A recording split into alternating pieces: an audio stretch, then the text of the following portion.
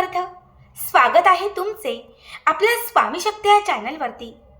बघा, आपल्यापैकी कितीतरी लोक असे आहेत की ज्यांच्या आयुष्यात त्यांच्याच घरात किंवा त्यांच्याच जवळच्या अशा कुठल्या तरी एखाद्या व्यक्तीचा खूप त्रास असतो. तुम्ही असाल किंवा मी स्वतः असेल, आपण सगळेच लोक अशा एक तरी व्यक्तीला खूप कंटाळलेले असतो. जी व्यक्ती सतत आपल्याला टार्गेट करते, टॉर्चर करते, प्रत्येक गोष्टीत आपला अपमान करते, सतत आपल्याला रडवते. कित्येक वेळा ज्यांना आपण आपले मित्र मानतो ते आपल्याशी शत्रुत्वाने वागतात. ज्यांच्यावरती आपण विश्वास ठेवतो तीच लोक आपला विश्वासघात करतात. कित्येक वेळा ज्यांच्यावरती प्रेम करतो तीच लोक आपल्याला सोडून जातात. बघा, मी जेव्हा जेव्हा पर्सनली मेसेजेस बघते, फोन्स घेते, तेव्हा कितीतरी वेळा हीच समस्या. ताई, पती नीट वागत नाही, पत्नी नीट बोलत नाही, सासू माझ्याशी नीट नाहीये, शेजारची अशी एक व्यक्ती आहे जी सतत त्रास देते, कुणीतरी करणी बाधा करतंय, ऑफिसमध्ये त्रास देतात, बॉस त्रास देतोय, कलिक नीट वागत नाही. प्रत्येकाच्या आयुष्यात ह्या समस्या असतात, पण बऱ्याच वेळा ह्या समस्या खूप जास्त असतात आणि आपल्याला कळत नाही काय करावं. जी व्यक्ती सतत आपल्याला त्रास देते, टॉर्चर करते, अपमानित करते, रडवते, त्या व्यक्तीचं काय करावं हे सुचत नाही. पण आज या व्हिडिओमध्ये मी तुम्हाला एक अत्यंत महत्त्वपूर्ण असा एक उपाय सांगणार आहे. हा एक उपाय जर तुम्ही केला, तुम्हाला सांगते, तुमच्या आयुष्यात तुम्हाला कितीही त्रास कोणी देत असेल, ते जवळचं असेल, बाहेरचं असेल, शेजारचं असेल, नात्यातलं असेल, रक्ताचं असेल, कुणीही असेल, ते तुमच्या आयुष्यातून दूर होईल. जे सतत तुम्हाला टॉर्चर करत होते, तुम्हाला रडवत होते, हा उपाय केल्यानंतर जी वेळ त्याने तुमच्यावर आणलेली आहे ना, तीच वेळ त्या व्यक्तीवरती येईल. बघा, हा उपाय खूप महत्त्वाचा आहे. म्हणजे एखाद्या शत्रूला आपल्या समोर शरण आणायला हा उपाय तुम्हाला करायचा आहे. फक्त हा उपाय चांगल्या गोष्टीसाठी करा. विनाकारण कुणाला तरी त्रास द्यायचा आहे म्हणून करू नका. खरंच तुम्हाला कुणाचा त्रास असेल तरच हा उपाय करा. हा उपाय आठवड्यातील कुठल्याही दिवशी, पण स्पेसिफिक मी सांगेल की शनिवारच्या दिवशी केला तर उत्तम. कारण शनिवारचा दिवस हा उपाय करण्यासाठी खूप महत्त्वाचा मानला जातो. काय करायचं आहे तर, शनिवारी सकाळ, दुपार किंवा संध्याकाळ जेव्हा तुम्हाला वेळ मिळेल तेव्हा, किंवा अन्य कुठल्याही दिवशी, तुम्हाला कुठेही आपल्या घराच्या आजूबाजूला, बघा आपलं जे घर आहे त्या घराच्या आजूबाजूला, गावात, सिटीमध्ये कुठेही लिंबाचं झाड असेल. समजा कुठे नसेल तर नर्सरीमध्ये जा. नर्सरीमध्ये असंख्य लिंबाची झाडं असतात. त्यातला एक रोप घरी आणा किंवा थोडंसं एक छोटंसं लिंबाचं मूळ आपल्या घरी आणा. लिंबाच्या झाडाचं एक छोटंसं मूळ तुम्हाला घ्यायचं आहे आणि त्याच्यासोबत तुम्हाला एक काळ्या रंगाचा धागा घ्यायचा आहे. सगळ्यात पहिले काय करायचं, जेव्हा हा उपाय करायला तुम्ही बसाल तेव्हा घराच्या दक्षिण दिशेला बसायचं. दक्षिण दिशा ही नकारात्मकता आणि शत्रुपीडा दूर करणारी दिशा आहे. म्हणून घरातल्या कुठल्याही आपल्या एका कोपऱ्यामध्ये दक्षिण भागामध्ये एक आसन घालून बसा. जिथे बसलेले आहात तिथे तुमच्या समोर एक छोटी प्लेट ठेवा. प्लेटमध्ये हे लिंबाचं मूळ ठेवा. त्याच्यावरती थोडं पाणी घाला. लिंबाचं मूळ स्वच्छ धुवून घ्या आणि त्याच्यानंतर सात अख्ख्या फुलवाल्या लवंगा घ्या.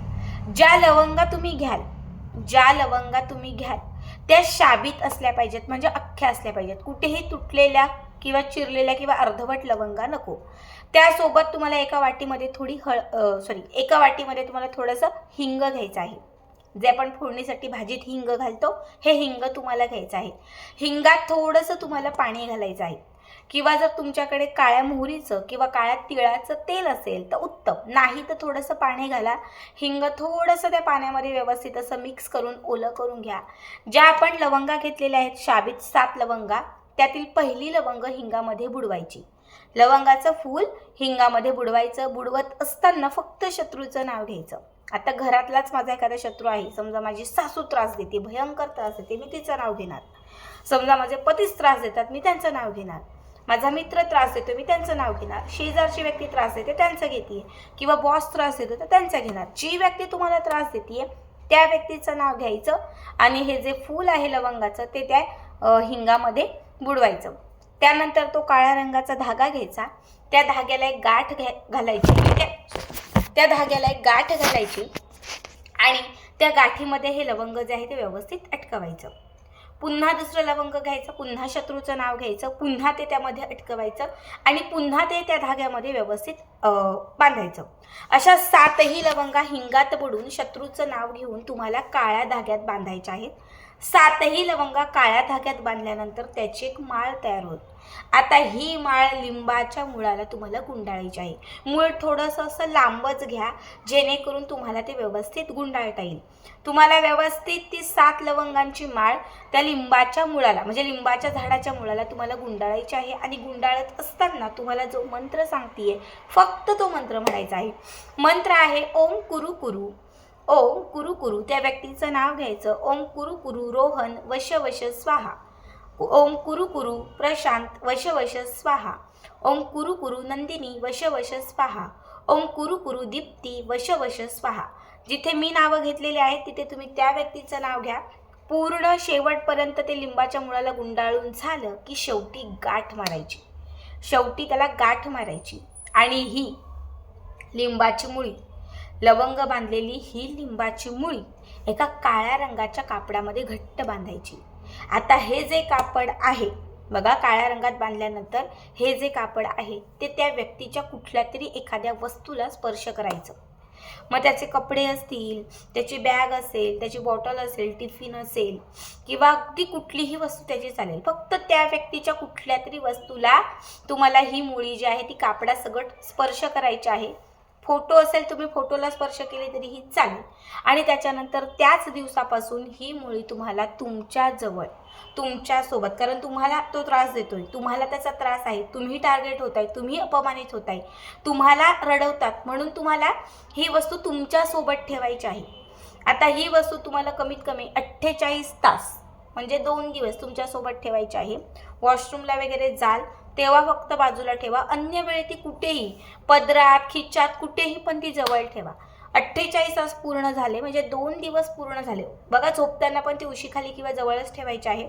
48 तास म्हणजे 2 दिवस पूर्ण झाले की त्यानंतर काय करायचं, घराच्या बाहेर जायचं. संध्याकाळच्या वेळी अंधारामध्ये, शक्यतो संध्याकाळच्या किंवा रात्रीच्या अंधारामध्ये घराच्या बाहेर जायचं आणि घराच्या बाहेर जाऊन कुठेही लिंबाचं झाड असेल, नसेल तर पिंपळाचं झाड असेल, पिंपळ आणि लिंबू पण आजूबाजूला कुठेच नाही आहे तर अन्य कुठलंही एखादं झाड, तुळस सोडून अन्य कुठलंही एखादं झाड असेल तिथे जायचं. त्या झाडाखाली थोडीशी माती बाजूला करायची आणि त्या मातीमध्ये हे लिंबाचं मूळ, कापड सोडून हे लिंबाचं मूळ त्या मातीमध्ये दाबायचं. वरती माती घाला, व्यवस्थित त्याच्यामध्ये दाबा आणि मग घरी या.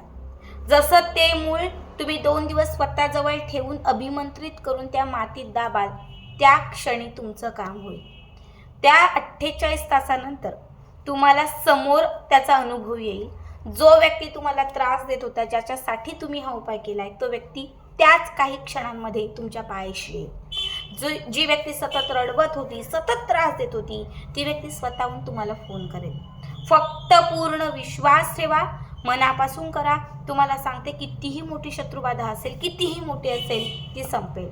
जो उपाय मी तुम्हाला सांगितलेला आहे तो लाल किताबमधील आहे. खूप प्रभावी उपाय आहे, नक्की करा बघा. आणि आजचा व्हिडिओ कसा वाटला कमेंट करा.